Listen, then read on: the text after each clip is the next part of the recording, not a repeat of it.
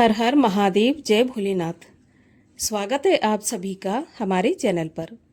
आज के इस वीडियो में हम आपको सुनाएंगे सावन मास के महात्म के 8वें अध्याय की कथा। सावन का महीना भगवान शिव को अति प्रिय महीना होता है। सावन के महीने में भगवान शिव का व्रत करने से, शिव की कथाएं सुनने से, शिव महात्म की और सावन महात्म की कथाएं सुनने से अनंत गुना शुभ फल की प्राप्ति होती है, सभी पापों का नाश होता है। तो सावन के महीने में सावन मास के महात्म्य की कथाएं अवश्य सुननी चाहिए। और आज हम इस वीडियो में आपको सावन मास के महात्म्य के 8वें अध्याय की कथा सुना रहे हैं। हमारे चैनल पर और भी सभी प्रकार की व्रत कथाएं और महात्म्य भी आप सुन सकते हैं। इसके लिए आपने अगर अभी तक चैनल को सब्सक्राइब नहीं किया है, पहली बार चैनल पर आए हैं, तो चैनल को सब्सक्राइब करके बेल आइकन पर क्लिक कर लीजिए, जिससे आने वाले वीडियो के नोटिफिकेशन आपके पास समय से पहुंच जाएं। और आज की कथा अच्छी लगे तो लाइक करके शेयर करिए, साथ ही कमेंट में जय भोलेनाथ भी अवश्य लिखिए। तो चलिए अब हम शुरू करते हैं सावन मास के महात्म के 8वें अध्याय की कथा। भगवान शंकर बोले, हे सनत कुमार, अब मैं पाप ताप को हरने वाले बुध तथा बृहस्पति के व्रत को कहूँगा, जिनको श्रद्धा व प्रेम के साथ करने से प्राणी को उत्तम सिद्धि की प्राप्ति होती है। ब्रह्मा जी ने चंद्रमा को ब्राह्मणों के राज्य आसन पर अभिषिक्त किया था। किसी समय चंद्रमा ने श्री बृहस्पति की तारा नामक स्त्री को देखा। वह संपूर्ण लक्षण संपन्न, उमड़ती जवानी युक्त, रमणीय रूप लावण्य संपन्न थी। चंद्रमा उस रूप की राशि अत्यंत सुंदर तारा को देखकर मोहित हो काम के वश में हो गया और अपने घर रखकर चंद्रमा ने अपने बल से गुरु पत्नी का उपभोग किया। बहुत काल बीत जाने पर उसके यहाँ एक पुत्र हुआ, जिसका नाम उसने बुध रखा, और जो विद्वान, रूपवान तथा सर्व लक्षणों से युक्त था।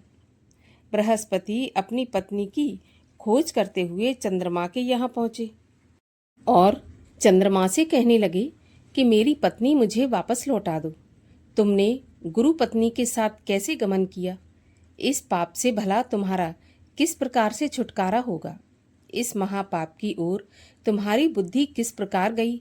अब तुम चुपचाप मेरी स्त्री को मुझे वापस लौटा दो और स्वयं प्रायश्चित करके पाप से रहित हो जाओ। यदि तुम इसे वापस नहीं लौटाओगे तो मैं इंद्र सभा में जाकर तुम्हारे इस पाप को कह दूंगा। बृहस्पति के इस प्रकार कहने पर भी चंद्रमा ने तारा को नहीं लौटाया। तब बृहस्पति देव सभा में गए और वहां जाकर विनय की कि मेरी पत्नी का चंद्रमा ने अपहरण कर लिया है और वह मांगने पर भी पत्नी को नहीं लौटा रहा। हे इंद्र, आप देवराज हैं, आप चंद्रमा से कहकर मेरी पत्नी मुझे वापस दिलवा दीजिए, नहीं तो चंद्रमा ने जो पाप किया है वह आपको लगेगा। मेरी इस बात में लेश मात्र भी संशय की कोई गुंजाइश नहीं है, क्योंकि राज्य का पाप शास्त्र के प्रमाण से राजा को ही भोगना पड़ता है। दुर्बल का बल राजा है, ऐसा पुराणों में कहा गया है।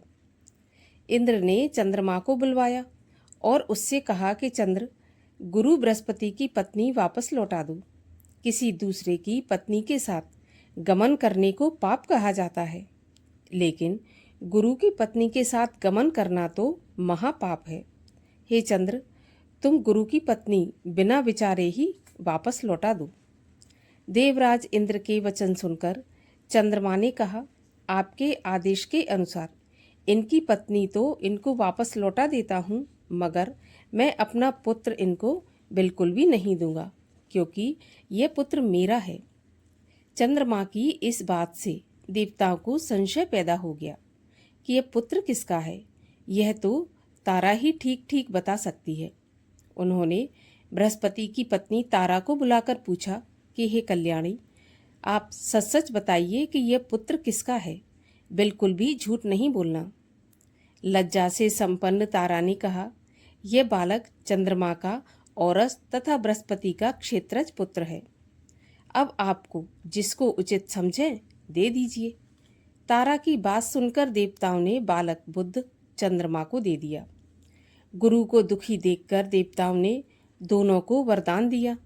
चंद्रमा से कहा कि हे चंद्र, तुम घर जाओ, यह पुत्र तुम्हारा है। चंद्रमा तथा बृहस्पति पुत्र, यह ग्रह होगा। हे सुराचार्य, तुम और भी शुभ वर को ग्रहण करो।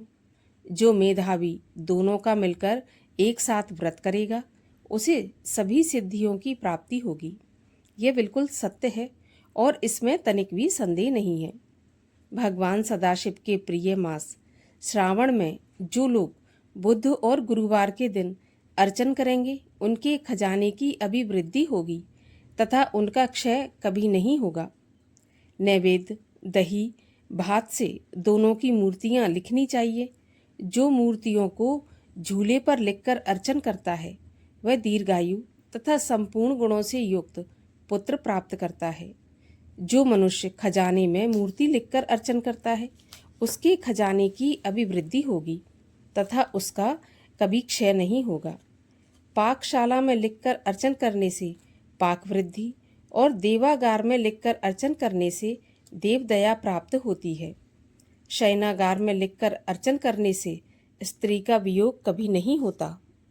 धान्य गृह में लिखकर अर्चन करने से धान्य की वृद्धि होती है। इस प्रकार यथा स्थान उसका फल होता है, अर्थात जिस स्थान पर इनकी मूर्तियां बनाकर पूजा की जाती है, उसी क्षेत्र में वृद्धि होती है। 7 वर्ष तक व्रत करके उद्यापन करना चाहिए। पहले दिन अधिवासन करके रात में जागरण करना चाहिए। सोने की मूर्ति बनवाकर विधि पूर्वक उसका अर्चन करें। षोडश उपचार द्वारा अर्चन करना सबसे उत्तम माना गया है। बाद में हवन करना चाहिए। तिल, घी तथा खीर प्रज्वलित अग्नि में देनी चाहिए। चिंचिड़ा तथा पीपल की समिधाओं से हवन करके पूर्णाहुति डालना चाहिए।